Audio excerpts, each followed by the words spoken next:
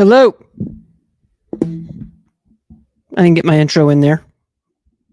Real quick. Can you guys hear me? No, put this in there. This is not medical advice.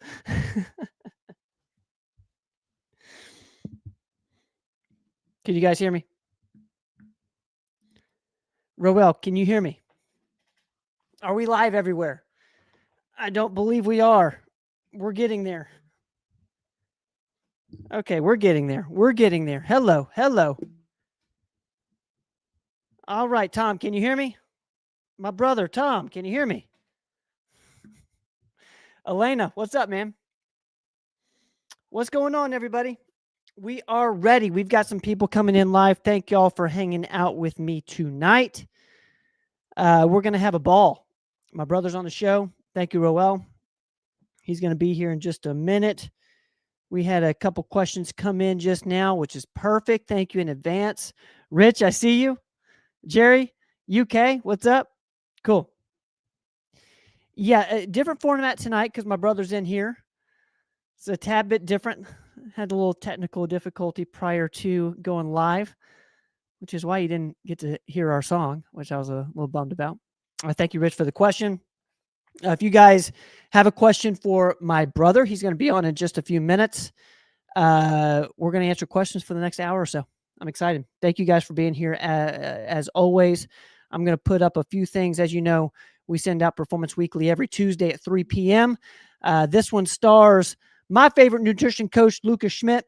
You'll see the Common Sense MD, Dr. Rogers, talk with Lucas Schmidt about some nutrition insights. In fact, it was kind of a nutrition consult for Dr. Rogers. He's currently in the process of changing his diet. Nutrition coach Lucas Schmidt goes over kind of a few ideas for him. Thank you, Lucas, for doing that episode. And then we have a brand new episode of Explain This with the star of the show, Robin Riddle, on ApoB. If you guys don't know what ApoB is, we've talked about it actually on this show. But if you want to learn more, dive a bit deeper, check out this brand new episode of Explain This with Robin Riddle. She does a great job of explaining why you need to look at this marker, ApoB. Real quick, I put this in the weekly email today for those who did not get it. This was cool. This was a few years ago. We put this in because we've been talking a lot about continuous glucose monitors. You guys ask a lot of questions about them, so we put this back in the weekly newsletter just so you guys, if you needed a reminder of how to do it. My brother there, Andy, and Dr. Rogers do a great job of explaining how. Thank you guys for that. Thank you, Roel, for watching. Danny, what's up? Great to see you. Hope everyone is doing wonderful. I'm not on Instagram, so if we have any Instagram people, I hope you guys come over to Facebook or YouTube. I'm gonna go in there now to see if I'm getting people over. I hope they see that we're not over on Instagram. You can see it in our story. Let's see where we're at. I think Andy is on his way. Thank you, team. And then we've got 2 questions, and then we're going to get into the live portion of the show for the rest of the time. All right. Sweet. He's on his way. Robin, what's up? Robin, as you, I don't know if you saw that we put up ApoB, and again, my audio was wonderful this time. I think my audio is getting better on Explain This. Thanks to that, to a couple there where I sounded like I was in a tunnel. So any questions around ApoB, Robin Riddle is in the building. Thank you, Robin. All right, let's see. Yes, Tom. With the cereal and carbs. Yes, anytime you get Andy and Kelly on the episodes on the podcast, it's a classic. Okay, good, Robin. Thank you. Yes, we're getting there. We're getting there. I love it. Thank you for the feedback. Thank you guys for watching the episodes this week.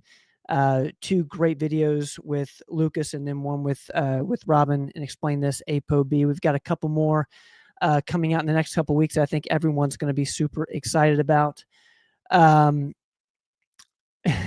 see you, Tom.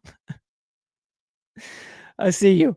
All right. If you guys got questions, we are gathering questions now, and then we're going to get to the show here shortly. Andy is, believe having a little technical difficulty.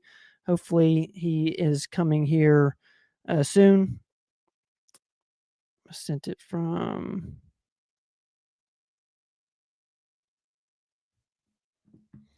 Debbie over in Australia. What's going on?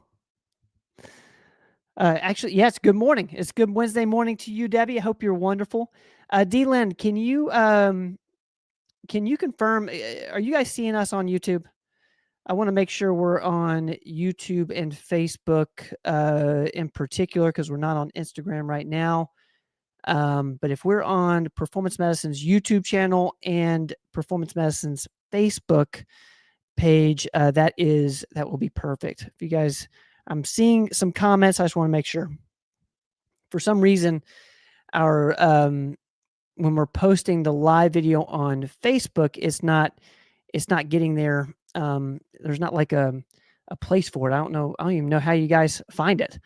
So I appreciate you guys coming over here on Facebook.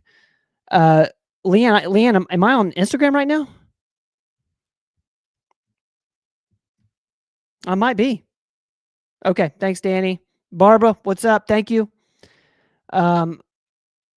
Yeah, okay. I just want to make sure people know on Instagram that we're on live on YouTube. All right, brother, you ready? What's up, man? What's going on, dude? I was working on my lighting. You know what?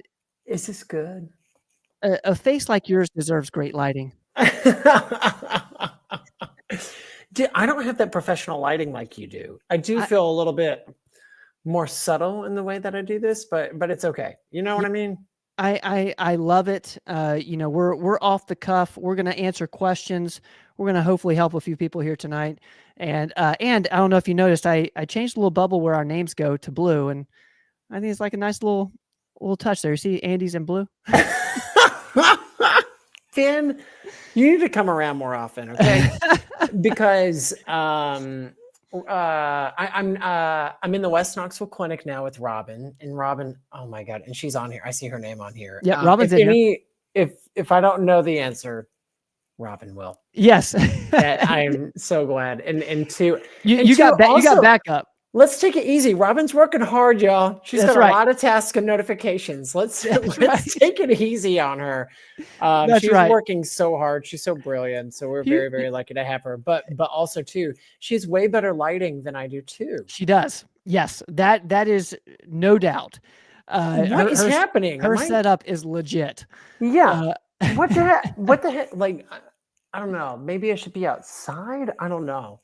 Honestly, you know what? I think I kind of like this, you know, really? little contrast, you know, little contrast. Ben, you are finding the glass half full with everything, which I love. I love the new look. I do love the blue too. This is that's a really nice touch. Robin saying that you were in blue scrubs today. Was this no, Robin was in blue scrubs today. Robin was in blue scrubs. Okay. I was wearing this t-shirt today. I was representing, it did say Performance Medicine, but I was wearing this exact t-shirt. You're maybe you're not on the, you know, on the cool list, you know, like you didn't get the memo. Sometimes Ben and I like to talk about like what we can improve about ourselves. And it's like, okay, I'm like, you know what? I'm really going to work on my body. You know, I'm going to work on my body. I think I'd like to work on like my work attire and maybe my look. I like what's happening with the hair, but I am getting some curl like Justin Timberlake.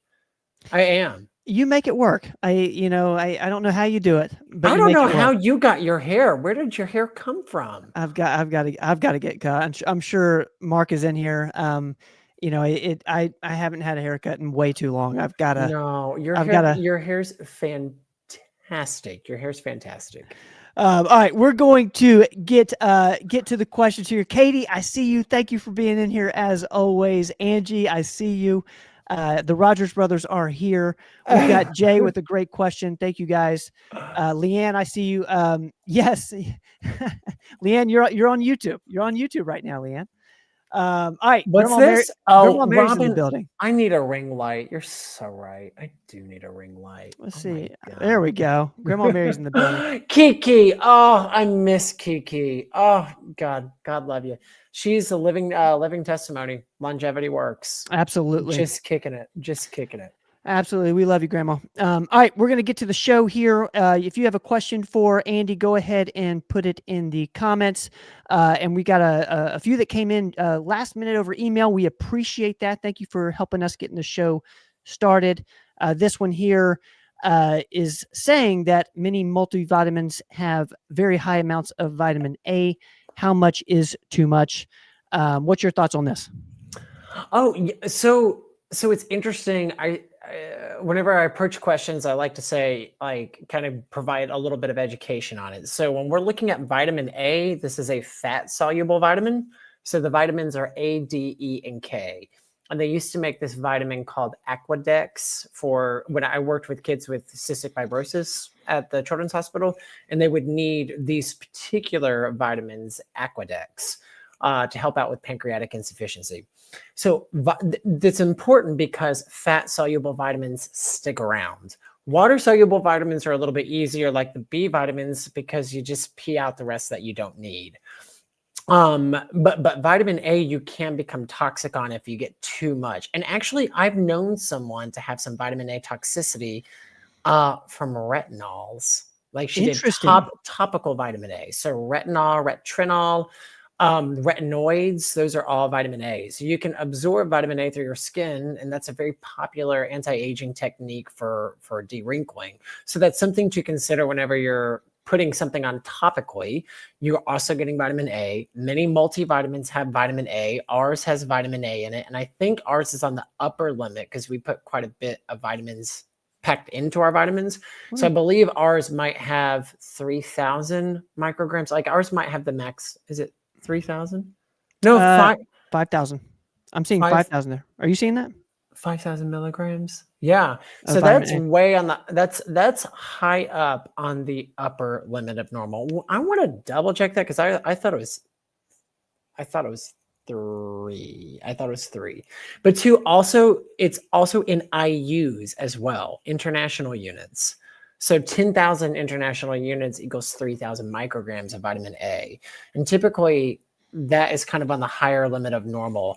I've read reports on vitamin A toxicity of 10 milligrams or 10, I think 10 milligrams or 100,000 IUs of vitamin A of being toxic.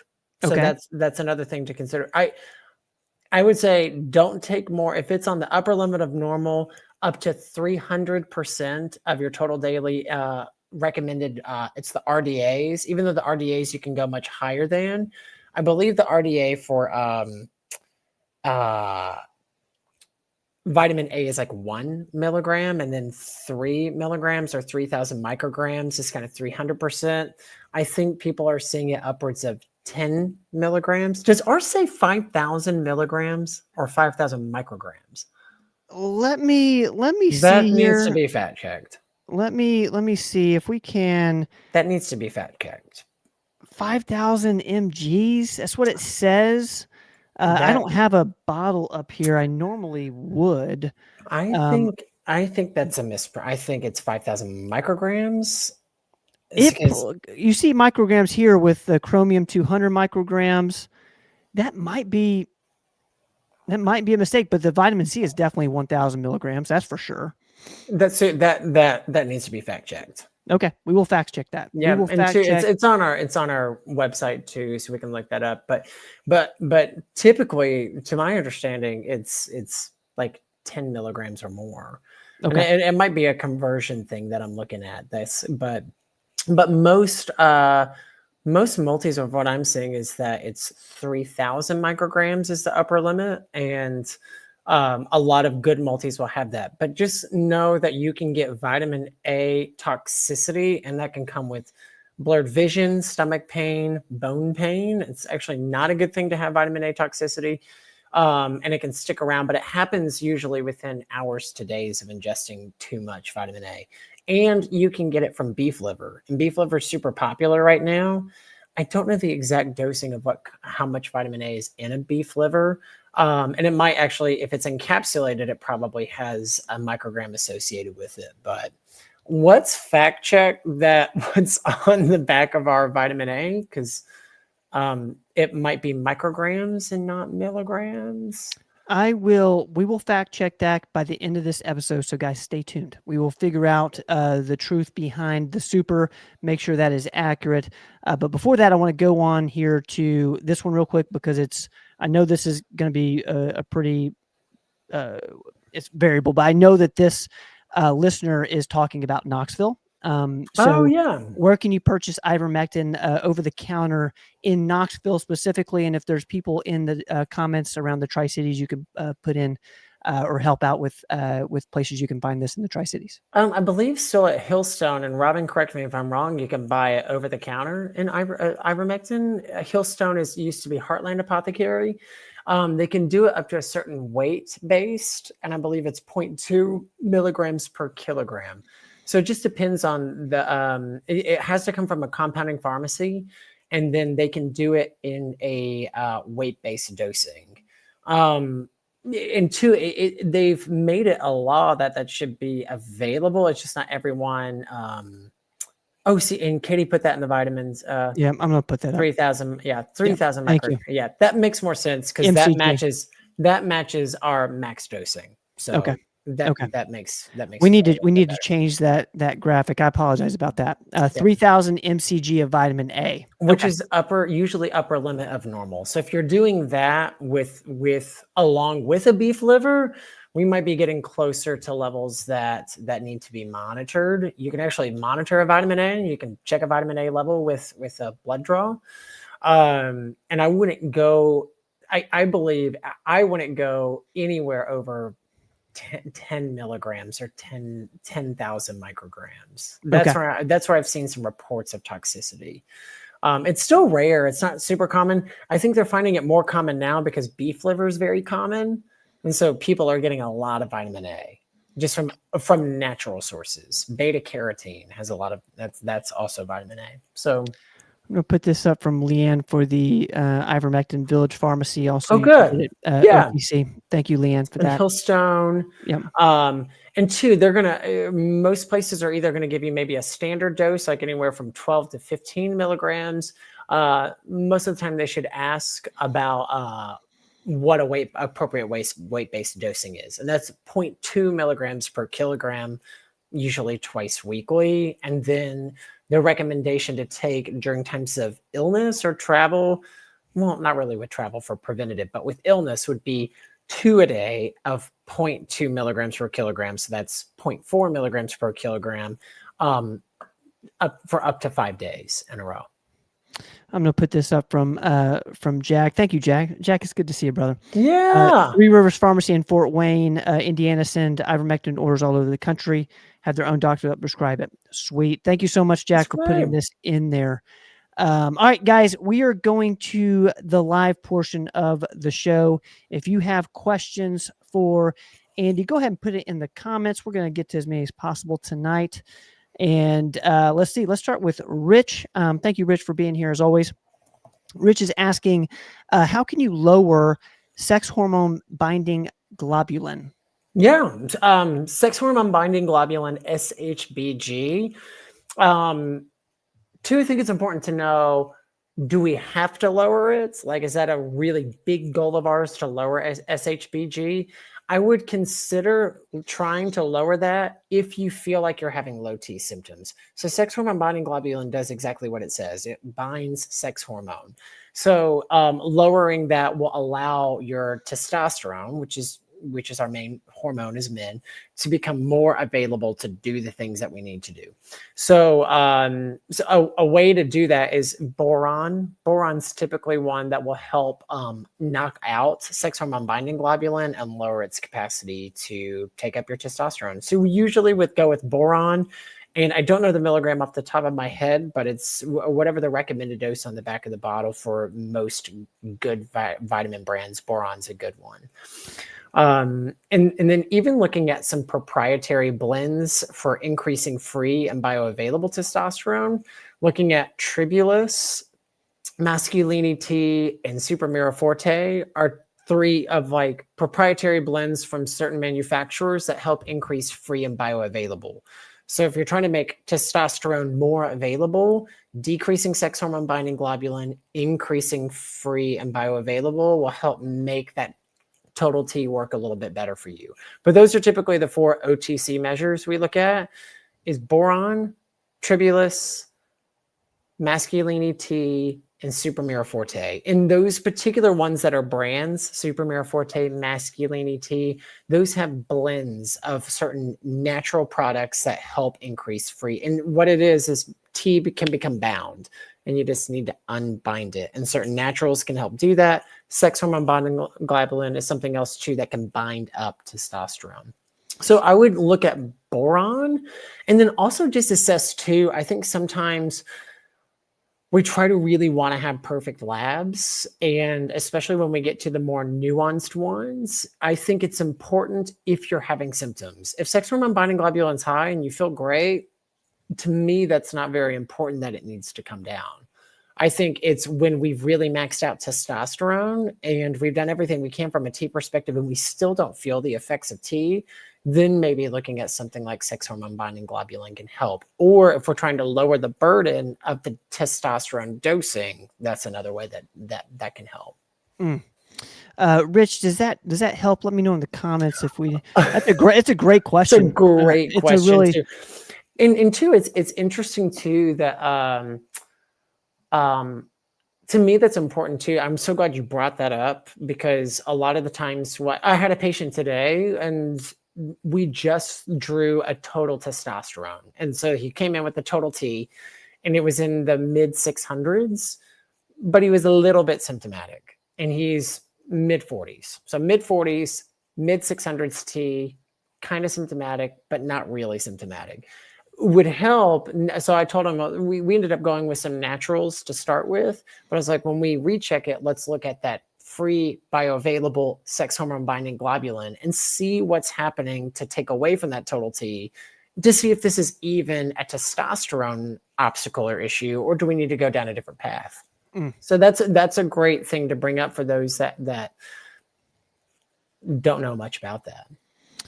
Thank you so much for that question, Rich. Thank you for thank you. That's perfect. Thank you, Rich. All right, we're gonna keep moving here. I see my brother Steve's in here. Steve, so good to see you, man. Thank you for being here as always. Steve Nice. Steve Nice is in the building.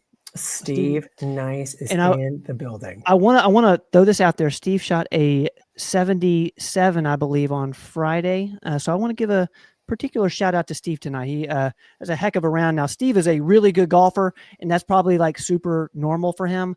But a 77 in my world is like your Tiger Woods. So, wait, what does that mean? Tell me what that means. Like, is that's extremely low. That's like 5 over par. I think par 72. I think I could be wrong for all the golfers in the building tonight, but I'm just pumped for him. That's an amazing round. I would do anything to shoot in the 80s. All right, we're gonna keep moving. Danny, you know, I'm just chilling. What's up, Ben? Doing some Q&A tonight. Danny, I appreciate you being in here, man. Thank you. All right, we're gonna keep moving. See if I find a question. I saw one. Now I lost it. Let's get to Edna. Thank you, Edna, for being here. Wait, is Edna? Oh, God. Oh, I love Edna. I do. So Edna is asking, having fluid drawn off my knees tomorrow, is that painful? Oh, sweet Edna. God love you. God love you in those knees. Edna's always so sweet because she always brings in these like Halloween's coming up. I can't wait for the Halloween Edna treat. She's big on the holidays, which always makes me happy. So too, I feel like, yes, anytime you're putting a needle into a joint, it can be painful. Sometimes too, they can numb up a little bit. So numb the area a little bit before they put in the actual needle for the draining. But my big thing is I think you're going to feel a lot of relief. Mm. That's what I think. I think you're going to feel a lot of relief with getting fluid off. So most people during the actual process, it can be a little bit painful and tender, but afterwards it's going to feel much better because it's having fluid has pressure buildup. So getting the pressure out, I think you're actually going to feel relief. But a lot of it comes, Ben, haven't I shot your knee up? I've done. No, I don't believe so. I don't believe I so. thought I'd given you a knee injection. You've given me Botox, and I haven't gotten it since. God love you. God love you. No, I too. I haven't had fluid drawn from my knees. I feel like maybe the initial stick might hurt a little bit. Sometimes they can use like a freezy spray that just kind of numbs the surface level of it. But actually getting the fluid off, I think you're going to feel great. And then they should send it. Sometimes with fluid, they can send it off sometimes just to make sure it's not infectious. So maybe they'll end up doing that too. But I think you'll feel better with getting it off. Edna, we'll be thinking about you tomorrow. You're going to. When is that? That's tomorrow? Oh, Edna, you're going to do great. You'll do great, Edna. Thank you so much for the question. Let us know how it goes next week on the show. Jay has a question on YouTube. My ApoB was 141. I work out 3 to 4 days a week. I eat clean for the most part. I do eat a lot of meat. What can I do to lower the ApoB?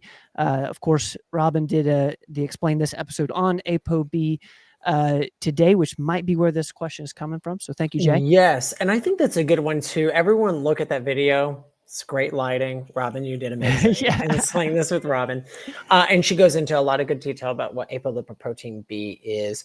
Whenever we do these Cleveland Heart panels, the Cleveland Heart panels is kind of our big lab draw that will go into inflammation, hormones, vitamin status, metabolic panel, insulin resistance, but it also tests for your cholesterol and then breakdowns of your cholesterol and then different versions of cholesterol. So too, apolipoprotein B can be part of a cholesterol panel. And so with this particular panel, I've always interpreted apolipoprotein B and lipoprotein little a to be more inherited risk factors for cholesterol. So some people just live with a little bit higher ApoB or lipoprotein little a, and you kind of modify your risks by lifestyle management, which you've mentioned in here, exercising, nutrition, eating clean for the most part, meat too. So anytime we're eating a complete protein or a complete nutrient like meat, it comes with sometimes risk of having increased cholesterol panel. So too, I usually approach ApoB, and Robin, put anything else in here you might recommend or refer to the video. Omega-3s and niacin, those are typically ones that I feel like help out with all cholesterol, including ApoB. Sometimes even too, I've read about fiber, like a psyllium fiber helping out with ApoB levels. But I would say same thing with this ApoB that I would assess with sex hormone binding globulin. I think taking it into the context of the total picture is more important than just the specific ApoB. So seeing what your cardiovascular risk score, if this is drawn with a Cleveland Heart panel, it should come with a HDL CAD score. And I would couple that with the CT calcium to see, is this cholesterol going to stick to anything? And then two, what is the stress on the heart? So I think putting this in context with the total picture is more helpful, but other ways that are natural supplementations for ApoBs are going to be, to me, I usually do omegas and niacin. It's a B vitamin and do higher doses on that. I don't know the exact dosing of niacin, but niacin can make you flush. But those out in psyllium fiber, look at fiber. That's a good question because that's a little bit of a nuanced cardiovascular score. And most people, whenever you're just getting a lipid panel, for people on this podcast or this stream, you're probably very, very well aware of the nuances that you can get with labs if you've been a patient of ours. But typically lipid panels just give you an LDL and then an HDL, a triglyceride, and a total cholesterol score. And then they do a ratio between total cholesterol and I think HDL. I forget there's a ratio that comes into it. This Cleveland heart panel then goes into a fractionated ion mobility for HDL and LDL with particle size, and then this more inherited risk factor for cholesterol, which is another protein, ApoB and lipoprotein little a, and then there is a breakdown of apolipoproteins and their sizes, and then it gives you a cardiovascular risk score with HDL, and then it gives you a CEC score, which is how much cholesterol you can spit out. It's so interesting because cholesterol is a good thing. You want cholesterol. You want cholesterol for many functions in your body. You just don't want too much of the ones that can stick or the ones that can escape through the endothelium and wreak havoc whenever there's an opening or an injury in the vessel to cause plaquing. Jay, that was awesome. Ange, thank you so much for that answer. Jay, does that help? That's such a great question. And refer to that video. Yeah. Robin may have some other suggestions on ways to lower it, but at least looking at fiber, omega-3s, niacin. Start there, see what happens, and then look at the total score. Look at the total picture along with it. If you haven't gotten a CT calcium score, I think that's probably my favorite of the tests. Thank you, Jay, for that. Real quick, I'm going to put this up from Cody. Thank you, Cody, for asking. When is the Abingdon location opening? That's a question for Ben. Yeah, we are.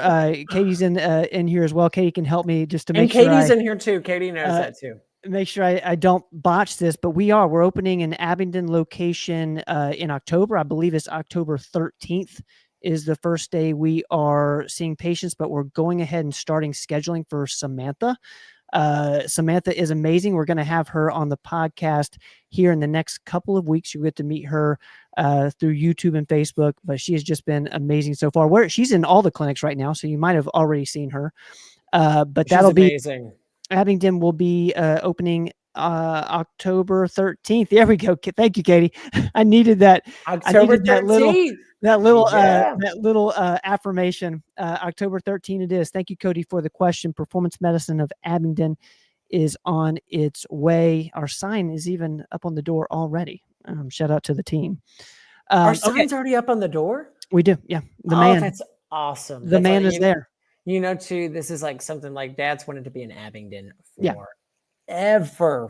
So this is really, we're really stoked about being there. And two, Samantha is an amazing provider, has been in wound care for a very long time. I love how our different providers come from all these varying backgrounds because it helps. I think it's helpful for y'all. If y'all are patients of ours or considering coming patients too, we all talk in a good way. Yeah. We all share cases. We have a group thread. We do everything HIPAA compliant where we don't share names of patients or identifying factors. But for cases that are complicated, we all talk. Or if someone comes in and asks a wound question, we will ask Samantha and say, Samantha, what do you think about this? Brittany was in podiatry. Bo was in critical care. Jill was in orthopedics. We just have pratique and urology.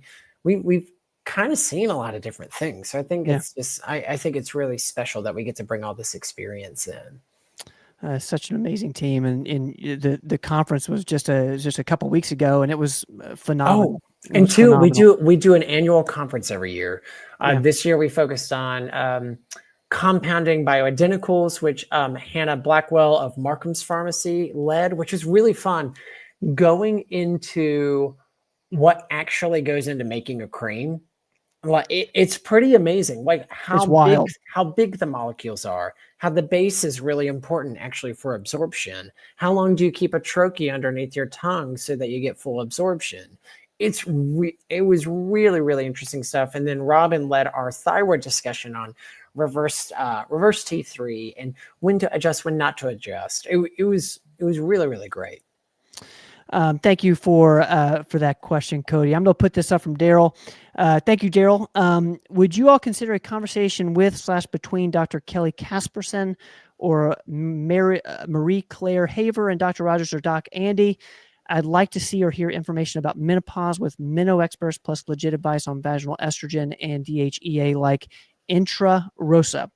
Long question. Well, thank you for the question, Daryl. I don't see why not. I think that'd be awesome. We'll Yeah. definitely organize a conversation. I'll make sure to take note of the names, and if you have any connection Well, or anything that we can do to if you make that have a happen. connection to either of Yeah, these women, please, yes, yeah.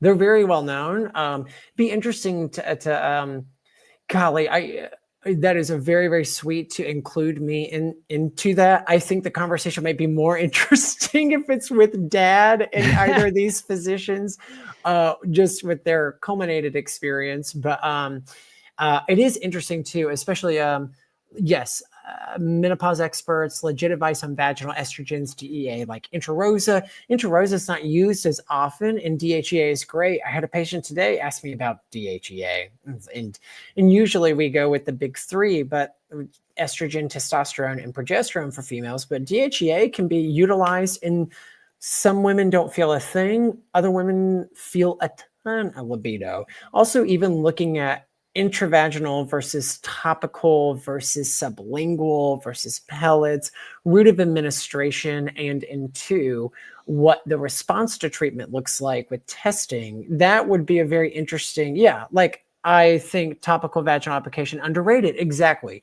Like going over some nuances, the I think the difficult and the fun parts, and I think both have to go into those sentences, is that there's not really a standard there's not a true standard to say this is exactly where everyone should start, then it goes to here. We've come up with our years of experience with our individual training and also through the training of our dad, Dr. Rogers, through A4M and as a longevity specialist. We've come up with what our standards are, what we like to do, and how we like to tailor for patients. But there's not everyone has a different opinion. So I guarantee you that Dr. Casperson and Dr. Mary Clay Haver have different places and doses and administrations that they start than we do. And even to some of the providers, we vary slightly with how we like to start hormones for patients. So I think a lot of it is kind of what has colored our experience with patient response to treatment. But it is a very fun conversation because there's so many different ways that you can go, to where if you think that topical vaginal application is the best, then that's awesome, because then we can do it. And then I have some females that they'll never touch a cream. They'll never touch it. They're like, shoe fly, get away from me. And so some of it's very interesting to see how people target it. And so much of it too is patient preference. And some of it too is cost. And are you a patient that really likes habit? Or are you a patient that wants to get kind of one and done and then do something 3 to 4 months later? But I think a conversation would be great. If you know them, dear God, yes. Yeah, thank you, Get us Daryl, hooked up. for that. That would be amazing. We're gonna keep moving here. I'm gonna go to D Lynn. D Lynn, we're thinking about your husband, so thank you for putting in the question. Yes. Oh, Dylan. Yes. My husband was cleared for the kidney surgery. The surgeon call today is booked until March. I started him on 60 milligrams of ivermectin. Is it okay to keep him on that for that long? So this is, it seems, through March or after. What's your thoughts on this for D-Len? And remind me, Dylan, I believe too, is this ivermectin, are we looking at this for a tumor? I believe so. Yes, D-Len, that's what I remember. Can you give Andy a little context here? And also too, if anything you don't want to share, I can kind of talk about ivermectin very high level too, if that's not something you're comfortable sharing, totally fine.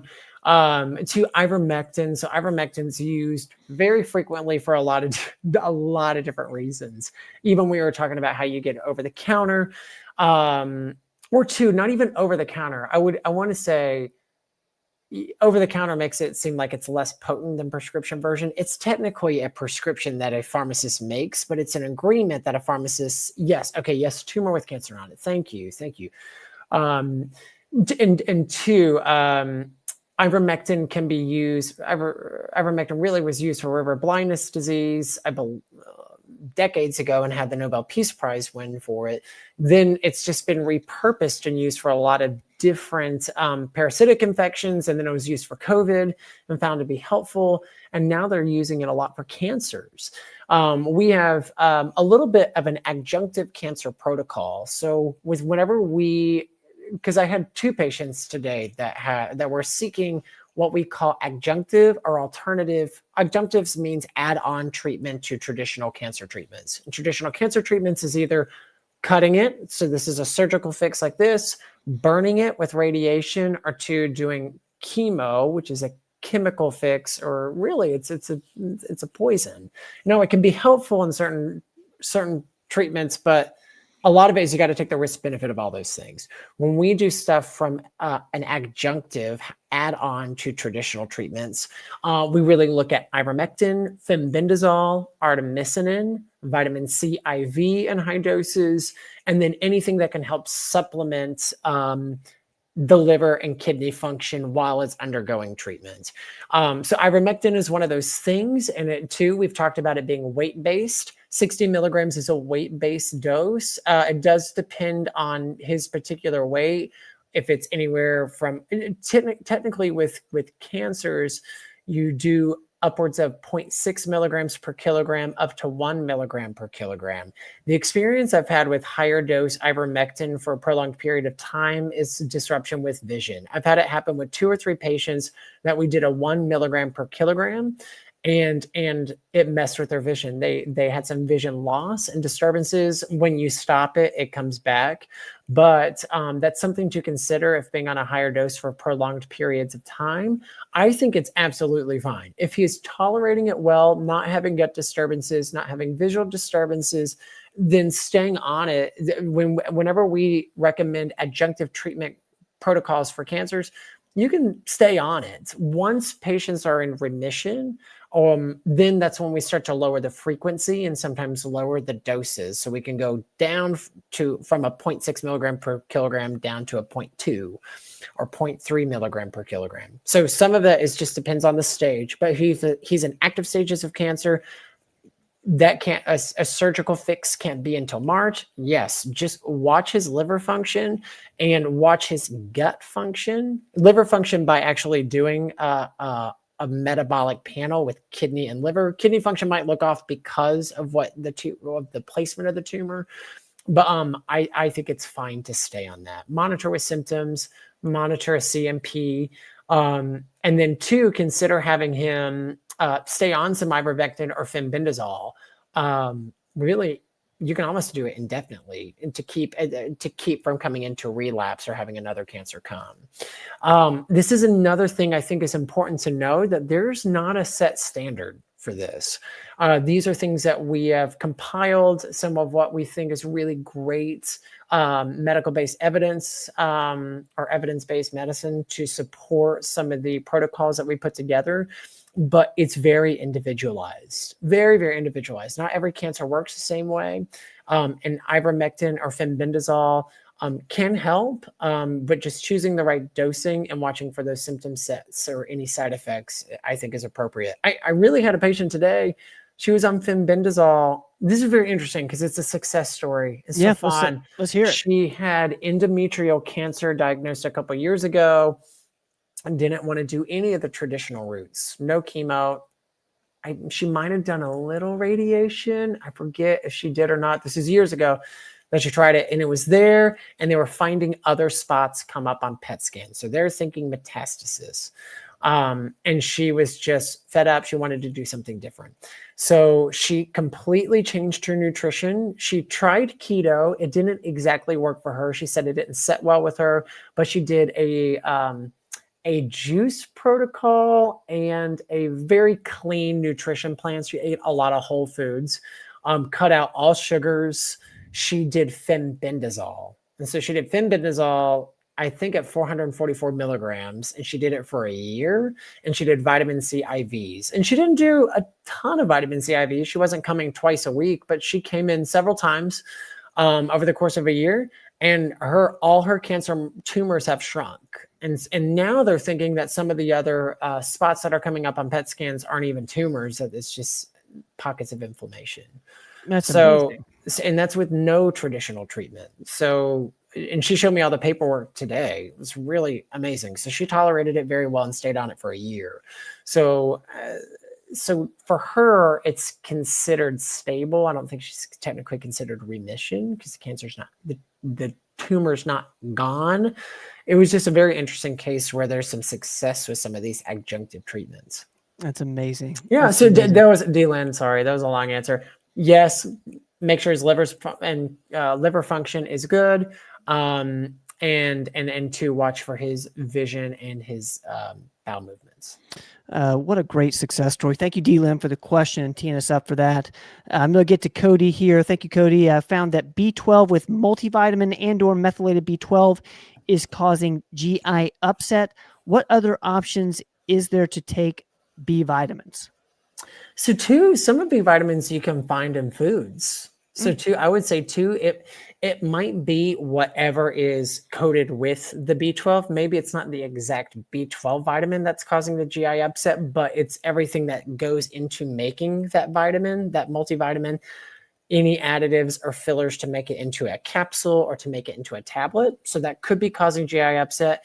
Anytime with multivitamins, make sure I take everything with food. Unless it's thyroid, unless it's iron, I take everything with food. Any multivitamin, any vitamin will make me, if you see me vomit at 10 o'clock, I did not eat and took some sort of vitamin that morning. Yeah. So maybe that's something of like how we're taking it or when we're taking it. I tend to take vitamins at night because I know that I'm going to sleep through anything, and I've had food on my stomach throughout the day. So I'm a little bit more prepped to take vitamins.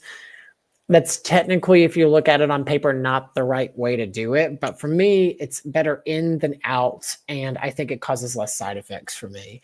But I would look at doing just B vitamins that are in foods. You're going to get more B vitamins if you eat a lot of red meat. So maybe looking at doing some like more carnivorous nutrition plan.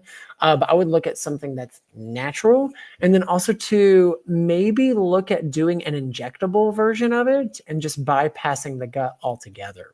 So if the methylated B12 maybe is in pill form, maybe doing an injection form, or unless there's an MTHFR mutation, maybe looking at a different, there's cyanocobalamin and hydroxycobalamin. There's different versions of the B12. You're a little bit more open to take those if there's not an MTHFR mutation. So those might be different options so that we can bypass some of that GI upset. But you are not the only one that gets a little bit of gastrointestinal distress from it. Cody, thank you for that. I see it's a good one. That's a good question. A few other people here on the chat here. Can you guys confirm? I'm seeing a few people being kicked off Facebook. Can y'all confirm that we are still live on Facebook for me while we answer this next question from I think Jerry? Here we go. Jerry over in the UK. Andy loves the UK. Jerry's asking, I can't talk about it, Jerry. When am I moving? Okay. I can have an accent. I did a Christmas you can Carol. play the part. I did a Christmas Carol one time, said a few lines, had an accent. It's great. I love it. This is the nicest people. They're the best people. Oh. Jerry's asking, what supplements do you recommend for lymphedema? Arm aches so much. It's from my elbow up my arm. Does red light or infrared light help? Also, which food would help? We're sorry, Jerry. What's your thoughts on this, Ange? So, okay, lymphedema, I may need some help on this with if anybody has suggestions, because I don't have a ton of experience with dealing with lymphedema, but I do know lymphedema is swelling, and I do know lymphedema is, to my understanding, blocked lymphatic flow. So when you get blocked lymphatic flow, you can get swelling because the lymph can't move to where it needs to go. So we have this whole system of lymph nodes that moves fluid.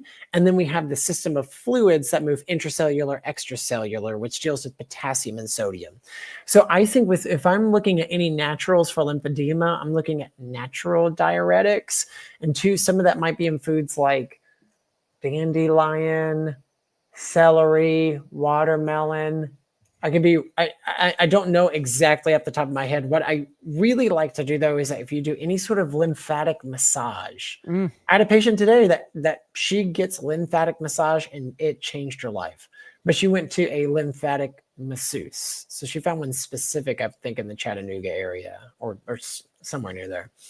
But I think we were trying to get because the flow is blocked, we want to get the flow back in. Mm. So I think infrared, heat, red light, yes, anything that's going to make you sweat, I think is going to be good. Saunas, hot tubs, infrared light, red light therapy, yes, I think all that's going to help stimulate and help move some of this fluid. Some of the naturals for food, the ones that I just suggested, might help. It'd be interesting to see an in-body scan on you to see kind of what's intra and extracellular water for you, because that can be tested on an in-body scan. But I would also look at lymphatic massage or lymphatic exercises. So some of that's with like bouncing on a trampoline. Some of that is having a lymphatic masseuse actually help you move some of the fluid, like actually physically moving it. People do that on their face with gua sha. I think it's called gua sha therapy. Yeah. To move the flow, and they'll move it in their necks too. I've seen Jasmine talk about that. Yeah. Yeah. Those are the ways that I would look at it naturally. But I'm thinking of something that deals with fluid. So naturals for fluid. If anybody else has any suggestions, that'd be helpful. That's a really good question. These have been very varied questions. Lymphedema is a tough one because it can also ache. It can also be hurtful. I would also too look at compression. I didn't even think about that. Compression stockings. People get lymphedema in their legs and wear compression stockings, but it might be helpful to do some compression stockings for your arm too, so like an arm sleeve. Jerry, thank you so much for that question. I hope that helps a little bit. I see Carter's in here. Carter, how you doing? Happy Tuesday. Happy Tuesday to you. We're going to keep moving here. I want to get to as many as possible in the next couple minutes. I saw Roel had a great question around IM. If I inject intramuscularly in the same spot on my quads, is this okay? I feel like I'm building some scar tissue. I believe this is around testosterone, Roel. Let me know if I'm wrong. What's your thoughts on this for Roel? Roel, it's so good to see. Like, I know I'm not seeing you, but it's good to see you on here. It's so fun to see these faces and these names. So too, I think always switch up the area. Absolutely. I think same spot too. Anytime you introduce a needle, there's going to be scar tissue buildup. So too, because it affects the adipose tissue into the fascial layer, into the muscular tissue, because you're introducing a sharp needle. And then two, you're also spreading and putting a very viscous substance, testosterone. If it's testosterone we're talking about, it's very viscous, it's thick. So if it's sitting around that area, then it has to dissipate. It's a lot of trauma to one area. Not to say that it's bad trauma. I think it's good trauma, but I think switching it up, absolutely. Yes, that you absolutely could be building up some scar tissue. I've had type 1 diabetes for over 20 years. I definitely have some scar tissue in areas to where I get less absorption in areas that I've overused with needles. Now I'm dealing with subcutaneous needles, so it's a little bit easier. Intramuscular is a little bit thicker and deeper. So I think site rotation is really, really smart. And even too, I think it's a good topic to talk about that sometimes. And Robin, if Robin's still on here, see if she agrees. I want to say this very judiciously. Sometimes I love pellets. Pellets are amazing, but you can get some scar tissue with pellets. You can, and you can feel it whenever you're inserting the pellet trocar. So I notice it much more with scar tissue with pellets because you're introducing this big trocar every 5 to 6 months for men, every 3 to 4 months for females. Little less often with females, but definitely men. You can feel the scar tissue, and some of it's like changing up therapies and route of administration sometimes is a good thing. Taking a break from pellets and going to injections, taking a break from injections and maybe going to just a Clomid or a cream. You don't have to. That's probably, people would disagree with that. But if you feel like you've given injections for a decade, for years, and you're just like, ugh, I just need a break, change it up. Change it up and try something different, because that's not the only way to do it. Some people even backfill an insulin syringe and dose every day with 10 units, 0.1 milliliters. So there's different ways that might just help dissipate some of that. But the short answer is yes, definitely rotate. Roel, thank you for that question. It's going to let us tee up and talk a little bit about that, because it's important. I know that's going to helped quite a few people. Let's get to Debster from New York. Open questions. New York in the house. West Atlanta in the house. What's that from? Probably. I'll play it. I think this is. I won't do it to where you get sued, Ben. I'm pretty sure it's. Hold on. Yeah, you gotta be careful, man. Wait. I think it's Mariah Carey. Is it Fantasy? No. I'll find it. I'll find it before we leave. But yes, I'm sorry, Debster. I'm sorry, but there is a great. Like, I'm gonna find it. I'm totally gonna find it. So and Debster, I hope I'm not reading this wrong. It sounds like what's a recommended natural or other for parasite cleanse and how often? Yeah. So I might have missed the first part of that question, Debster. But I know you talk quite a bit about parasite cleanses and things of that nature. So what's your thoughts here for Debster? So there's a program called Cell Core Detox, and they have a parasite cleanse. I'm not sure the actual components of what's the natural in that cleanse, but I know it's in a liquid. It's called Para 1, Para 2, and Para 3. And to doing it around the full moon. So you can do it as often as the full moon. That's how typically people will do it who are into parasite cleanses, is that's the growth phase of the larva of the parasites that grow, so you can cut it off whenever they're eggs. I know that sounds so weird, but usually people do it with the full moon. And then Cell Core Parasite Cleanse is the one that we usually recommend. I just don't know the exact components of what's in it, but I do know it's all natural. You could use something like ivermectin and fenbendazole. I had a patient today who has been on fenbendazole for a while and checked her parasites through stool samples. Nothing showed up. So too, even utilizing some of those dewormers and maybe just utilizing it just right around the full moon might be helpful as well. But I would look at Cell Core Parasite Detox and do it with a full moon. Debster, and it's like 3 to 5 days. It's not just on the day of the full moon. It's within that full moon cycle. I want to make sure we get to Evangeline here. Evangeline, so good to see you. I believe you're on the ride home here. Evangeline's asking, Andy, how do you feel about Remedy Dark Spot Remover as a product? Have you heard of this, Ange? This I haven't. Let me look it up real quick. Let's see, because actually, too, Kelly was just down in Knoxville. Dark Spot Remover. Anytime that we're looking at, this is a really great question because we're looking at dark spots and we're looking at discoloration. Yep. Sometimes whenever you're looking at prescription versions, is hydroquinone. Is that right? I think it's hydroquinone that you're looking at. That's going to be in a prescription version for like vitiligo and for color disruptions or color disturbances. But this one I don't know right off the top of my head. Remedy Dark Spot Removers. Let's look and see the ingredients. We'll do this right in front of our eyes. Mandelic acid, very, very good. So that's too going to strip the skin. Whenever Kelly does a lot of mandelic acid pills, unlock 10% off my first order. Okay, hold on. Let me do that. Glutathione, amazing for the skin. 5% niacinamide. People underuse niacinamide. That is a really, really good thing for the skin. Whenever we're looking at dark spot remover, we're looking at something that's going to disrupt that top layer that has the discoloration and bring in new skin with appropriate coloration. So I think 5% niacinamide, amazing. Mandelic acid, amazing.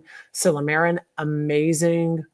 Licorice root, this is a really good one, and it also too has an encapsulated retinol. We talked about vitamin A earlier, a 0.1%, which is a low percentage. I think that's fantastic. I think try it. Absolutely try it and see what it does. I think this is a good product. I don't know the company very well, but what they have in there is good.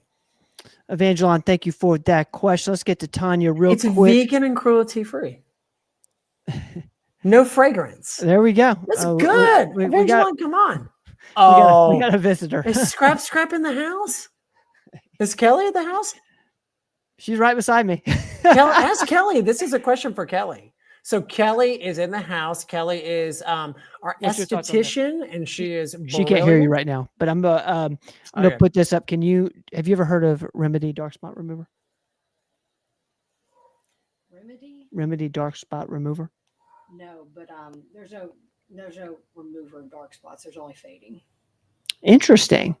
Tell, She's saying, tell us what she means by that. she said there's not necessarily a removal of dark spots, just fading. So tell her what she thinks about Mandelic Fade peels. out dark spots, but you can't. It's like you can't remove a wrinkle. I mean, But it's almost like you can improve it. Is that what? But Isn't that interesting? What does she think about Mandelic peels? What do you think about Mandelic peels? great for redness, rosacea, pore size. Can you hear that? Are you talking to me? And I've given you, yes, I've given you, and you loved it. Did she do that on you recently? No, not recently, but yes, I do need it. But too, that's interesting to know Dark too. remover, I mean, I'm sure it's great. It's better than but retinol is great for and hydroquinone. Yeah.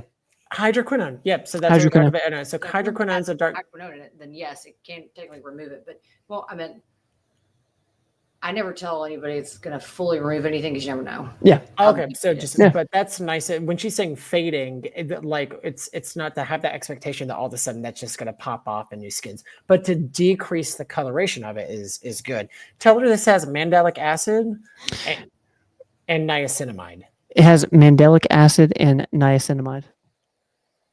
Yeah, they're both And retinol. like redness, inflammatory conditions. Yeah. And tell her retinol niacinamide's too. great. So. It helps with dark And spots. retinol. And retinol. Retinol, yes. Yeah. Yes. So Evangeline, this is good. Any aesthetics questions, pop it on because Kelly. We got Kelly in the building. We got Kelly in the building. Also, too, Kelly is very And good scrappy. at picking out and that's a little scrappy. Kelly will pick out products for you and your skin type very easily. Amazing. Let's get this for Tanya real quick. Okay. Is it possible that unbalanced hormones in menopause can cause autoimmune diseases symptoms to be worse? So, my short answer would be yes. I don't think there's an exact causation there of hormones being low and all of a sudden you have autoimmune illness or autoimmune disease. But I do think that balanced hormones and improved hormones could have less symptoms that would honestly be autoimmune-like symptoms. Whenever people think of autoimmune disease, they feel inflamed. Sometimes they feel pain in joints and their extremities, their fingers.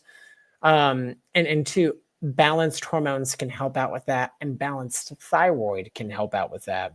So I would say my short answer is yes, but it's not the exact causation that unbalanced hormones automatically means you're open and susceptible to autoimmune illness or disease. And but I think a lot of the symptoms of autoimmune illness can absolutely be a symptom of unbalanced hormones as well. So you can get some symptom relief in one that might help the other. That's great. Yes, Tanya, balanced great hormones question. are always a yes. That's even what we went over at the conference. Balance your hormones first. Balance them first, and then do the other stuff. Thank you, Tanya. I like that. Let's get to Rebecca here. Thank you, Rebecca, for being patient with me. My recent lab results show a low ferritin level, but a high serum iron level. How is this possible, and what are the medical implications and potential treatments for this condition? That's a very nuanced question. Rebecca, throw me a softball. Come on, Rebecca. Throw me a softball. It's late. No, I'm just kidding. No, this is a beautiful question. I'm totally kidding. This is a great question because, too, there's a few things to have definitions of. Ferritin is like your iron stores. It's what you can spit out, basically. And then high serum iron, that's actually the iron that's in your blood. So to me, I don't know if this is an exact condition, but it might be that your body is spitting out and utilizing the ferritin that is the iron stores. So if your iron stores are able to spit it out and utilize it, that can be a good thing. I do think that higher ferritin levels are good. Like you want more ferritin levels, you want more iron stores. But it might be possible because your ferritin stores are being depleted and you're utilizing your iron.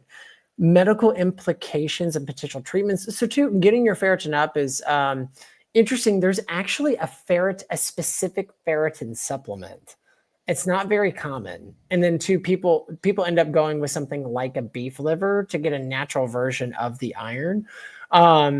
But I would watch, if it were me, I would watch what your CBC is doing, see how the high iron levels are affecting how your blood is clotting, or two, if you're making too many red blood cells. Because a lot of what happens, iron is part of the heme group that makes hemoglobin and hematocrit. So it's the thickness of your blood. And so I would monitor to see what is happening to your red blood cells. And if there's not much happening to your red blood cells, then two, I would just look at doing some iron supplementations through natural supports. Two, it might just be interesting for you to actually look at a detailed CBC with the differential. That's what I would look at. If it's normal, it doesn't sound like it would be much. Two, I would see too, Rebecca, if you have symptoms from this, do you feel low energy? Do you have like pallor, like a almost like a paleness? That's what I would look at to see, does this have any symptoms? Two, it's interesting because both those don't match. So a lot of the times too, you'll have high ferritin levels and high iron, or you'll have low ferritin, low iron. But it might just be that you're utilizing all your ferritin stores and it's getting into the blood. So I would look and see what, two, maybe an iron binding capacity. There's something called TIBC. That's another iron lab that you can get drawn. Second step, I would do a CBC and an iron binding capacity lab. I would look at a ferritin supplement or do beef liver, and then monitor and see what your symptoms look like. And then two, if we're still not getting results, you still not know what's going on, looking and seeing what a hematologist would do and actually seeing a heme group, they may look at this and say, this is absolutely nothing, or they may want to pursue further treatment and just get down to the nitty gritty and see actually what's happening. Because you're looking at iron from the liver, and then two, what's happening with the blood is coming from bone marrow. So those would be two organs that we'd look at. Rebecca, that's a good question. Great question. But to CBC, iron binding capacity, look at beef liver or a ferritin supplement. And Robin, if she still's on, may know that ferritin supplement, and go from there. Thank you, Rebecca, for that question. I'm just going to take one more. I've seen a lot of comments. Thank you guys so much for being with us tonight. We're just going to take one more I see Danny is asking an important question. I want to get this, and then we're going to call it a show. Danny's asking, would ivermectin be an option for prostate cancer? Asking for a friend. Yes, absolutely. Yes. Ivermectin we usually don't recommend it, though. In my opinion, I don't think it hurt for blood cancers, lymphomas, leukemias, but typically anything that is like tumor based. Yes, absolutely. It's, in my opinion, not going to hurt. Not going to hurt. Danny, it's a great one. Thank you for asking for your friend, man. And thank you so much for this. Thank you for being with us tonight and doing this with me. Like, we're brothers, man. This is fun. This is so fun. Did you find out the name of the song? Wait, say that again. Did you find out the name of that song? No, Ben, I knew you were going to ask that. Let's go to Mariah Carey's greatest hits. I feel like it was. No, honey. No, that's not it. Don't put it up for long because it'll get the video taken down. This is it. Wait, can you hear me? Yeah. There you go.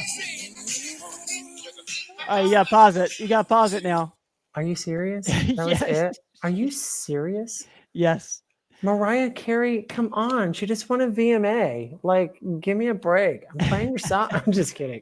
Ben, this has been so much fun. I think you're amazing.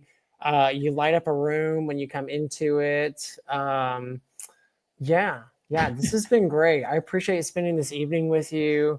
I'm going to go in a hot tub right now, enjoy my night, and here, if you can see, hold on. Guys, how do we Here's do? Bubba. Let us know. There's Bubba. There we go. Bubba's just hanging out. He's asleep. He doesn't look well right now, but he's asleep. Bubba. He's chilling. Look at that. He's chilling. He's the best. I love Bubba. Oh, yeah. Okay. He's moving. He's good now. I was like, whoa. Jeez. Mark, I always think of Mark because Mark's calling me out on my hair. I see you, Mark. I love you, brother. Mark Milford. Oh, I love Mark. Mark, thank you so much. Wait, I got to get a haircut. We're working on the, I think the lighting looks great. Oh Tom, no, this lighting's terrible, dude. I gotta fix it. No, I gotta fix it. Talk to the man. Talk to the big guy. Tom is saying that we need to Yes! work on our tunes, and he's right. Tom's More more of a- manly tunes. Oh, Tom, I cannot begin to describe to you what my Spotify playlist looks like. If you think that's, oh boy, you're in for a rude awakening. Just see the rest of those songs on there. Woo! Guys, Julie, I see you. Thank you so much. I hope everybody has just a wonderful night. Thank y'all for hanging out with my brother and I tonight. We do this every single Tuesday. I believe Dr. Raj will be back on the show next week. And we're going to be working on our schedule with you on the next time that you're on the show. Thank you so much, man, for being with me tonight, man. Ben, I couldn't be more thankful if my head were sewn to the carpet. I'm just kidding. Guys. All right. See you, bro. Thanks. See you. Love you. Guys, thank y'all for hanging out with us tonight. We'll be back next week, 7 to 8 Tuesdays, every single week, answering your health and wellness questions. Remember to sign up for the weekly email if you haven't, performancemedicine.net. You can sign up there. It goes out Tuesday at 3. Love you guys. See y'all next week. Love you, brother. Love you too. Don't go away.